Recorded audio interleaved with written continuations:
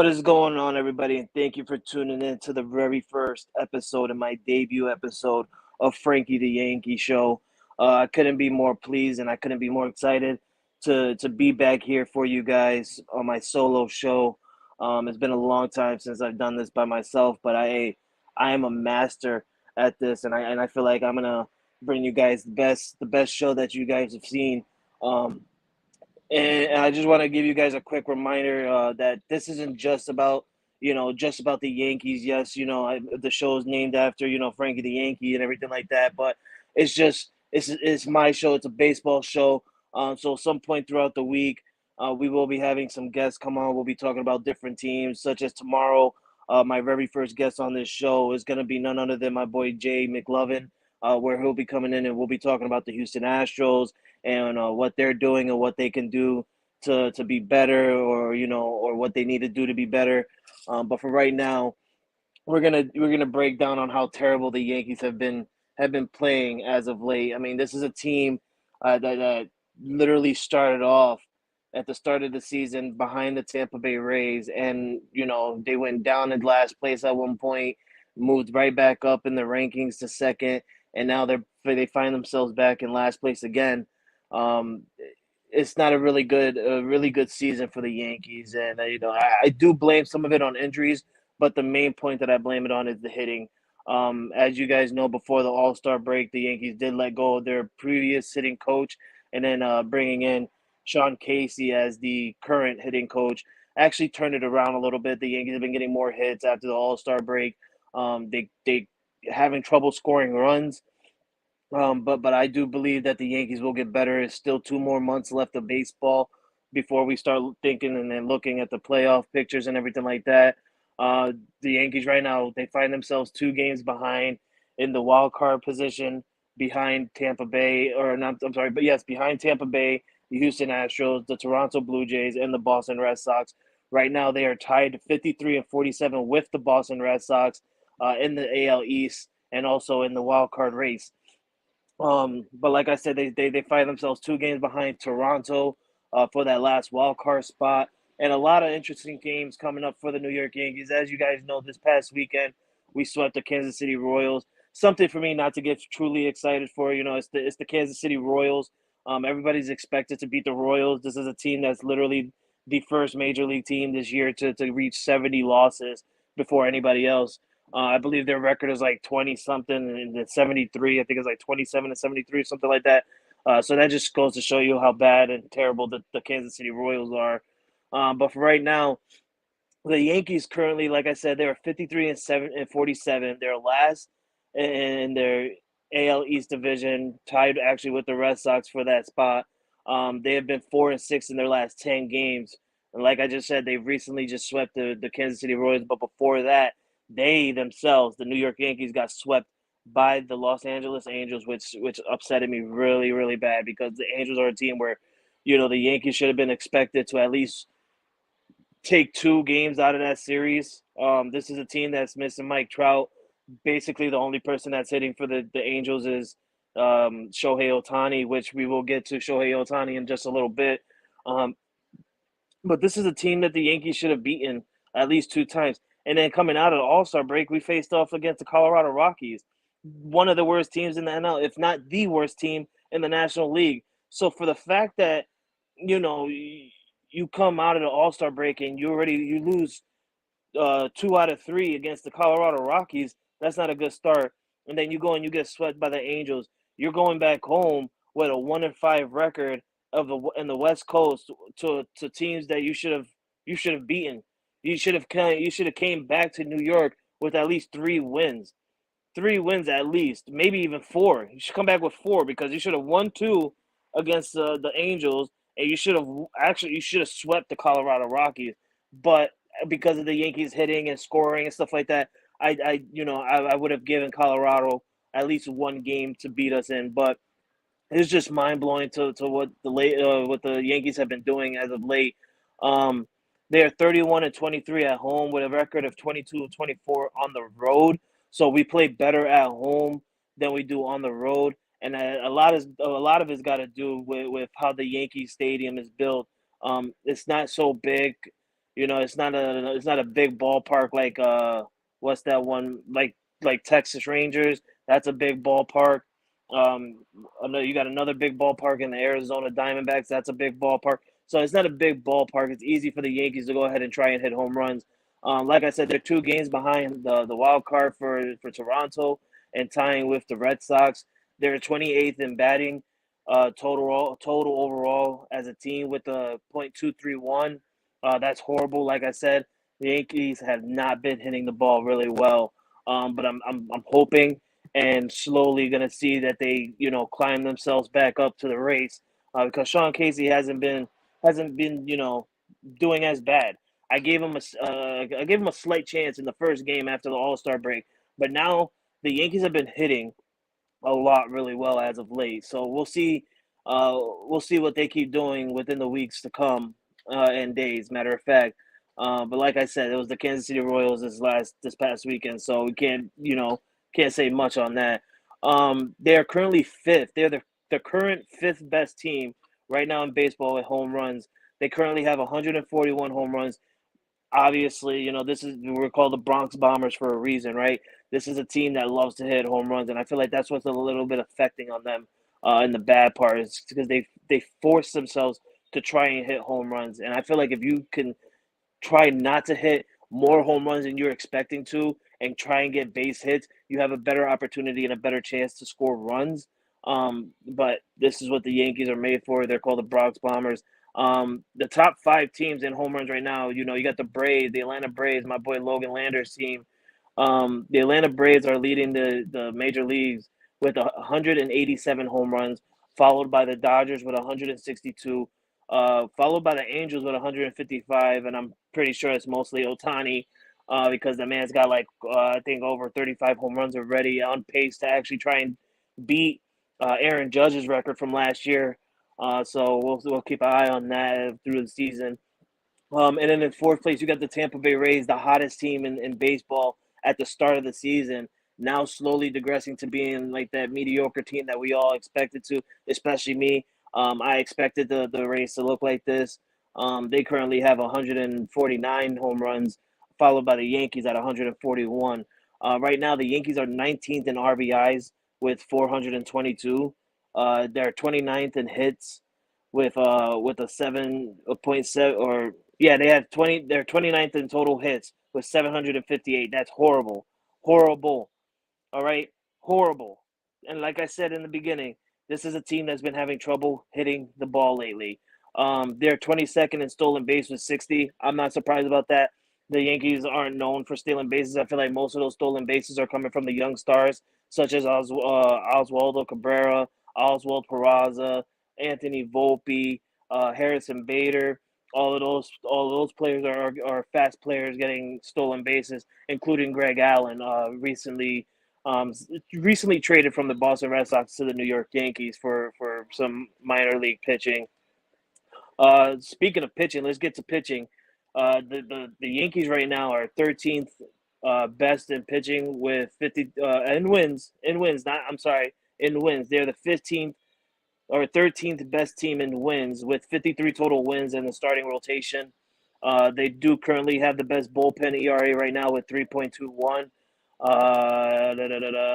We are eighth in ERA with the starting rotation. We are eighth in ERA with a 3.87. 10th in saves with only 29 saves. We have 12. We're 12th total in strikeouts with only 874, and 21st in quality starts with only 30. So the Yankees bullpen isn't looking too bad. The bullpen is actually great. They have been giving up a lot of hits as of late and a lot of runs in the last couple of games, but they're still holding on to that best ERA record at the moment.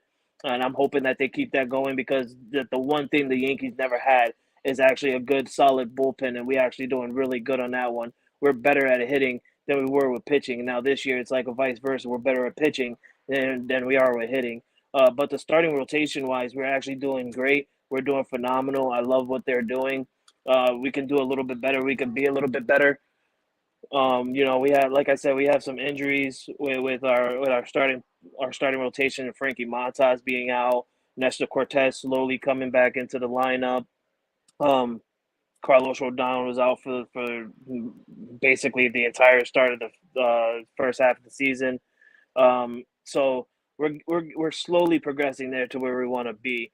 Our leaders on the team basically right now is Gleyber Torres, Anthony Rizzo, and the reason I say that is let me break down the stats for you. Gleyber Torres leads the Yankees in a batting average of a .264. Aaron Judge still holds the lead of home runs for the Yankees at 19, which is mind blowing. That clearly shows you guys everything right there. Aaron Judge has been injured for almost 2.5 months, and he still leads the Yankees with only 19 home runs. So, and then you got Gleyber Torres, who's leading with the RBIs. He has a total of 43 RBIs for the Yankees. Anthony Rizzo is the best on base percentage player right now with a .338. And then you got, again, Gleyber Torres with only 98 hits, total hits overall for the Yankees. So it just goes to show that, those two players, minus Aaron Judge being out, those two players are trying everything they can. And Anthony Rizzo has been in a slump. He's been in a slump since May 20th. May 20th. Back then in May 20th, we were going up against the Cincinnati Reds. Anthony Rizzo was hitting over 300. He had 11 home runs, and he was phenomenal. He was doing great things, Anthony Rizzo. He was on an MVP caliber level, especially for a first baseman at his age. He was doing phenomenal things. Um, then he gets hurt by Fernando Tatis Jr., almost taken off his head, and when we had to go up against the Padres. Anthony Rizzo comes back out of injury after the Seattle break, and he just wasn't the same. But, ladies and gentlemen, Anthony Rizzo had finally done it. He finally did it. He found his swing. Yes, Jay, he found his swing yesterday against the Kansas City Royals. Anthony Rizzo went 4 for 4. He got in 3 runs, 1 home run, and 2 RBIs. Put his batting average back up to a .257. He ended his 45-game home run missing streak. The man has not hit in a home run in 45 games. That's dating back to May 20th against the Cincinnati Reds, like I said. And Anthony Rizzo finally got his home run. I was super excited. I was super pumped.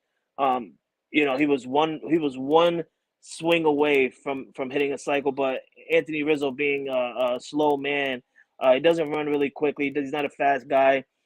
The only thing he needed for that cycle was a triple, and once I seen that, I knew right away that he wasn't going to get the triple. Anthony Rizzo is not a big fast runner type of guy, but I'm glad and I'm grateful to see that he got his swing back in him. He felt good. He was smiling. He was laughing. He had the silent treatment after the home run. That's something that the Yankees do for certain players.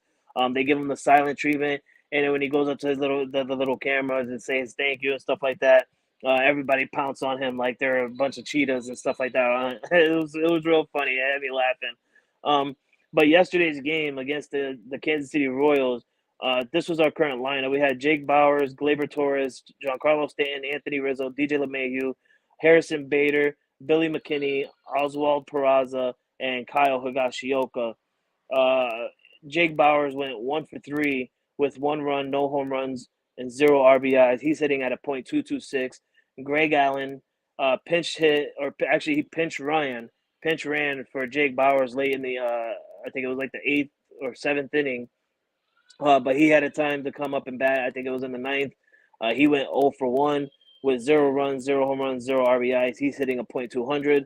Gleyber Torres 1 for 3 with 1 run, 1 home run, and 2 RBIs last night. He's hitting at a .264.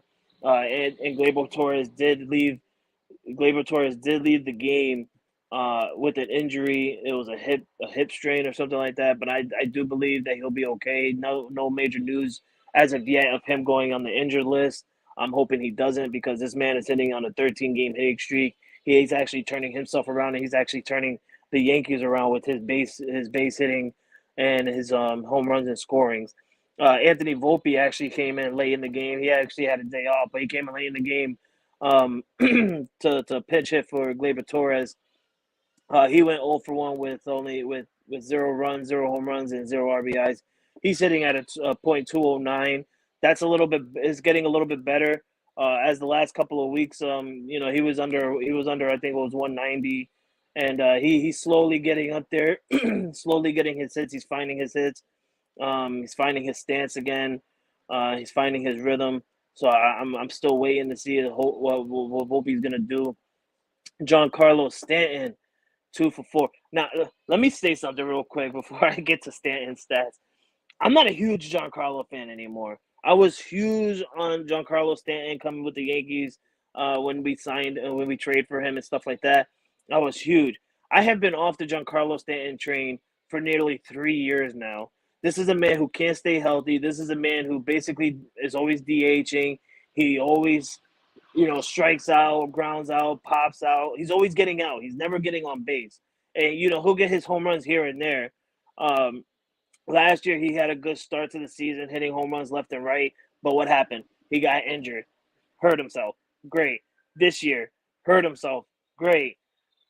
So I'm at the point now when when Giancarlo Stanton is he's getting hits and he's getting home runs. I don't celebrate. I don't celebrate like all the other Yankee fans on TV or all the Yankee fans that'll be around me and stuff like that. I don't celebrate. I'm sitting there and I say, okay, that's cool. He got a home run. Is he going to do it again later on? Is he going to do it again tomorrow? Is he going to do it again in 2 days? Because you never know what you're going to get out of Stanton. You can get one wonderful game out of Stanton, and then the next day he can go 0 for 4. Then the next day after that, he can be injured. Like, you never know with Giancarlo Stanton. So I don't keep my hopes up for him. But he did good yesterday. He went 2 for 4 with 1 run, no home runs, and 0 RBIs. He's sitting at a .207. That's something that's really low for Giancarlo Stanton. I think he needs to turn that around to get his batting average up. This is a guy that should be hitting at least 250s, 260s. But right now he's at a 207. I got a Rio over here saying Juan Soto to the Bronx, Frankie. I mean, I'm going to be real with you, Rio. Juan Soto is my third option for the Yankees to try and get for the trade deadline. And if you seen me last week, I was on the afternoon show, and I was talking with Mike Hughes, who's a Chicago Cubs fan, my boy Mike Hughes. I told him the 3 men I want in order from 1 to 3. I want Cody Bellinger from the Chicago Cubs, absolutely phenomenal. I like Cody Bellinger. He's a great player. He's a great hitter. He's doing fantastic things with the Chicago Cubs. Shohei Ohtani at number 2. And then I want Juan Soto at number 3. And the reason why I want Juan Soto at number 3 is because Juan Soto is not playing the way we all expect a Juan Soto to play at.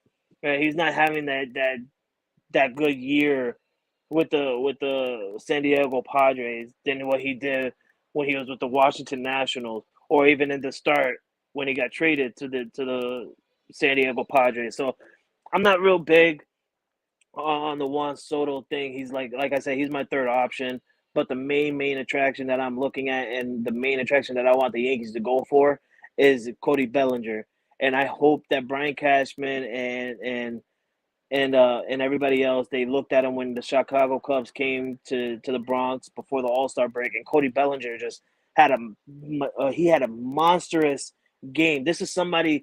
Every time a team hits a home run on my guys, I get upset. This is someone who was getting home runs on my guys, and I was not getting upset. I was loving it because I'm over here saying, Brian Cashman, look at what he's doing. He loves to hit in the Bronx. If he loves to hit in the Bronx, go and get him, because this man is going to hit for you. He's going to get you hits. So you don't like the upside with Soto? Nah, man, listen, I'm not saying that Juan Soto is bad or not. I'm just saying Juan Soto's not having a good year this year. He's really not. And I feel like that's going on a lot with a bunch of big star players. A bunch of big star players this year are not getting or are not looking really good. But that's just my opinion. Anthony Rizzo, let me go back to the stats. Anthony Rizzo, 4 for 4, 3 runs, 1 home run, 2 RBIs, hitting at a .253. DJ LeMahieu went 1 for 3 with 1 run, no home runs, 0 RBIs. He's hitting at a .233. Harrison Bader went 1 for 3 with no runs, no home runs, and 1 RBI. He's also hitting at a .249. Billy McKinney. I love Billy McKinney. I love him. I remember when the Yankees drafted him back in the day, but then they came and they got him back this year. Billy McKinney he's a surprising cat for the New York Yankees. But yesterday he went 0 for 2 with 1 run, 0 home runs, 0 RBIs. He's hitting a .247. Oswald Peraza, this is someone who actually, when he got called up, he had a really great start to his Yankee season this year. He got called up during the Colorado Rockies game, and he went, or no, it was the Los Angeles Angels game. I apologize. He went 4 for 4, or actually he went 1 for 1. He got on base 4 or 5 times because he had 4 walks and 1 single. But yesterday he had a 1 for 4, 0 runs, 0 home runs, 1 RBI. He's actually hitting a .187. But like I said, it's because he wasn't with the Yankees all season long. He just got called up by the Yankees from AAA. So if he gets more at bats, he gets more hits and stuff like that, I feel like his batting average is going to go up and it's going to be better than what it is. Kyle Higashioka, our catcher, he went 0 for 3 with 0 runs, 0 home runs, and 1 RBI. He's actually hitting a .223. I actually like Kyle Higashioka. You don't expect a lot from catchers to hit well, but Kyle Higashioka is one of those people that he surprisingly catch your eye. I think Kyle Higashioka is a good player and a great catcher. Um, I would like to see more out of him. Our next games, ladies and gentlemen, our next game, we do have a day off today. Thank God, I can rest. I don't have to be shocked, be surprised, get hyped. Nothing. I can sit down and just relax.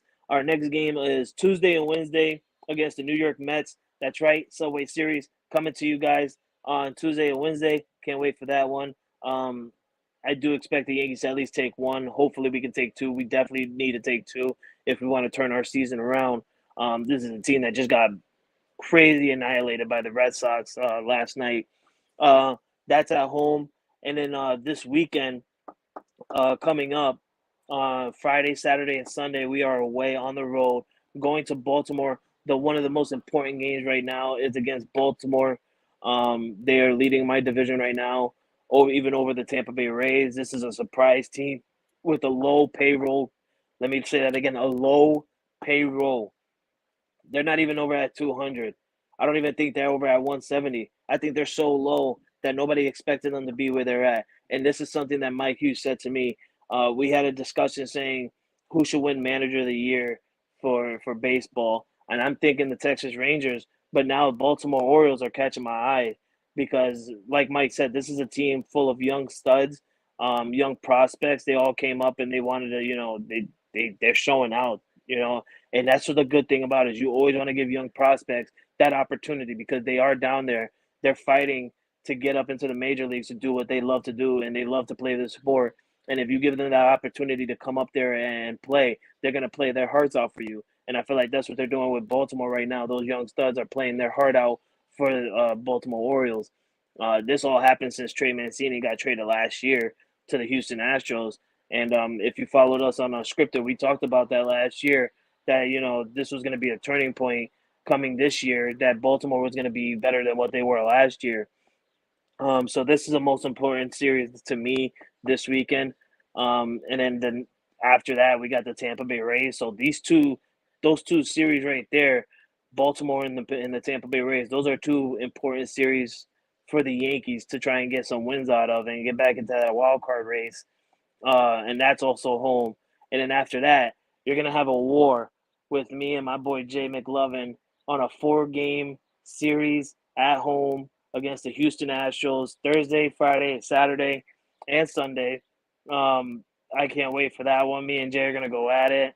But like I said, Baltimore and Tampa are the important ones. But now thinking about it and now looking at the standings in the wild card race and everything like that, even the Astros are important for us as well. So the Mets, I feel like we can beat the Mets, but the most important series for the Yankees are those next three after the Mets: Baltimore, Tampa, and Houston. If the Yankees want to get into the wild card race, um, so the Yankees need to win at least what? That's 3-3-4. So the Yankees got to get it at least two from Baltimore, at least two from Tampa, and at least three from the Astros. If they can tie a series with the Astros, that's even okay. I would like that. I would take 2 out of 2 or 2 out of 4. I apologize. But if we can get three, that'll be even better. That'll get us back into the wild card jump, especially getting up there and being over the Red Sox, over Toronto, over Houston. Possibly if we can get all these wins, we can possibly tie with Tampa. But that's a huge if. But that will definitely get us back into wildcard race if we can get some wins out of there. Currently for the injured list on the Yankees, I wrote it down. Um, the Yankees injury list is insane. It's mind blowing. Like we started off the season with 13 players, but now it's slowly getting down. The list is getting slow, a little bit less. Um, the major number one guy on the list, Aaron Judge. Aaron Judge is on that list still with the torn ligament in his toe. He is coming back soon. He did have simulated batting practices yesterday with Jonathan Loizaga, who's also on the injured list, and that was his simulation batting or his simulation pitching was against Aaron Judge. But no timetable soon for Aaron Judge's return, but he is coming soon. He's getting on the right track. Just seeing him in that batter's box, taking some swings, hitting the ball, placing his foot down, his foot the right way, so that way he doesn't injure it anymore or anything like that.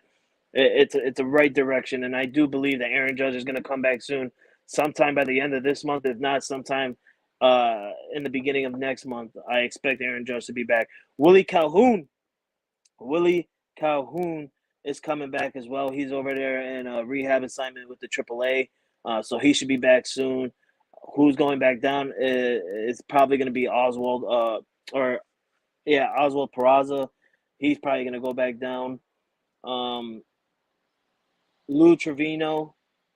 Lou Trevino is out for the season with a Tommy John surgery. Lewis Gill also out for the season with a Tommy John surgery. And Scott Efros is out with Tommy John surgery. So all these are all bullpen pitchers except for Lewis Gill. Lewis Gill is a starting pitcher, but the other two, they're bullpen pitchers, and they're both getting Tommy John surgery. So I'm not even looking at them this year for a return. I'm looking for them next year. Hopefully they come back next year and they be better. Frankie Montas. People like to call him Frankie the Yankee, but he's truly not Frankie the Yankee. I'm Frankie the Yankee. He could be my stepson if he like, but he's also out for the season. He's been injured. There's been speculation that he might come back if the Yankees make the postseason, or even try and come back at the end of September. But at this point, what's the point at this very point? There's no point. If I'm you, just sit out, bro. Just sit out, get your arm better, and worry about coming back next year and playing better next year, because your start as a Yankee was absolutely horrible. And I understand you just came from Oakland, blah blah blah. Oakland is trash. We all know that, but still, you're wearing pinstripes. You got the NY on your damn jersey. Okay, when you're a Yankee, you got to turn your shit around. You can't play like you were with Oakland. All right, so sit down, relax, rest your arm, come back next year, come back on fire, be better than what you are. Angeles continues with Jonathan Loizaga, no timetable on his return. But like I said a little while ago, he was out there on the mound yesterday with doing simulated pitches to Aaron Judge, who's also doing simulated battings. So they were going up against each other, which was actually good. Nestor Cortez, he's coming back soon. He actually had a game yesterday with AAA. I think he did like 2 innings, 4 hits, 1 run, and or actually it was 2 hits, 1 run, and 4 strikeouts in 2 innings. So Nestor Cortez is slowly coming back, and he should be back soon. With Nestor Cortez coming back, I do believe it's either going to be Clark Smith or Domingo Germán that's going to be going either to the bullpen or going down. Most likely going to be Clark Smith because Domingo Germán had that perfect game, so I don't think Aaron Boone's going to take him out. Ryan Weber, he has no timetable for his return, but he is slowly coming back as well. I don't expect him to come back at this point. And Josh Donaldson is out for the season. They are saying they didn't officially say he's out for the season, but I think he's out for the season. And even Josh Donaldson himself said that he possibly is going to be out for the season. So I'm not a really big fan of Josh Donaldson this year. He was absolutely horrible. He was trash. He was his batting average was literally worse than Giancarlo Stanton, worse than Peraza's. It was actually an all-time low for him and one of his worst seasons in his career. This is the guy who was a 2015 MVP. So I don't know what's going on with Josh Donaldson. I think this is going to be his final year as a Yankee, um, most definitely. But I want to before I get out of here, I want to get my bullpen rankings in. The Yankees do have the best bullpen currently still in baseball with the ERA of 3.21, the best. Followed by the Brewers, or no, not the Brewers. I apologize. Followed by the Braves with a 3.50. At third place, you got the Cleveland Guardians with a 3.55. In fourth place, you got Minnesota Twins with a 3.57. And then in fifth place, you got the Houston Astros, the defending champions, with a 3.65. The one thing that catches my eye with the Houston Astros is that bullpen. That bullpen is what catches my eye because last year the Astros had one of the best bullpens in major leagues. And for them to be in the fifth, they're still good. I'm not saying they're not good. They're still good. You're top five with a 3.65. That's still good, but that's catching my eye more this year than it was last year. And if the Yankees, when the time comes and the Yankees play the Astros, if we can do something about that bullpen and take apart that bullpen, I have real strong faith in the Yankees winning that series against the Astros. But like I said, I wouldn't mind even taking two out of that and tying it up with the Astros. That still helps out. But that's really eye catching for the Astros to have a 3.65. My boy Jay McLovin, if you guys have, he's a diehard Astros fan, and even him himself knows that his bullpen should be better than what it is. Um, so that's a lot to look after and a lot to look for. So like I said, guys, Tuesday and Wednesday we're going up against the Mets. I'll be talking more about that tomorrow. You could catch me back here tomorrow on Frankie the Yankee show. I will be having my boy Jay McLovin here, and we'll be talking a little bit of the Yankees Mets Subway Series. We'll be talking about some Astros, and we'll be talking about Shohei Ohtani. I knew I was going to talk about Shohei Ohtani today, but we don't. I don't really have that much time left. But we'll talk about Shohei Ohtani tomorrow. I promise you guys I'll be live at noon to 1 p.m. Eastern time. This time I came live at 12:30. I apologize. But we will be live at noon tomorrow till 1 p.m. Eastern time, and we'll talk some Shohei Ohtani. We'll talk some Astros. We'll talk some Yankees Subway Series against the Mets. And yeah, so catch me live tomorrow with Jay McLovin, 12 p.m. Eastern time to 1 p.m. Eastern time. I want to thank everybody for tuning in to the debut show of Frankie the Yankee. I couldn't thank you so much. Thank you guys for commenting. Thank you guys for liking. Thank you guys for sharing. And catch you tomorrow. Let's go, Yankees.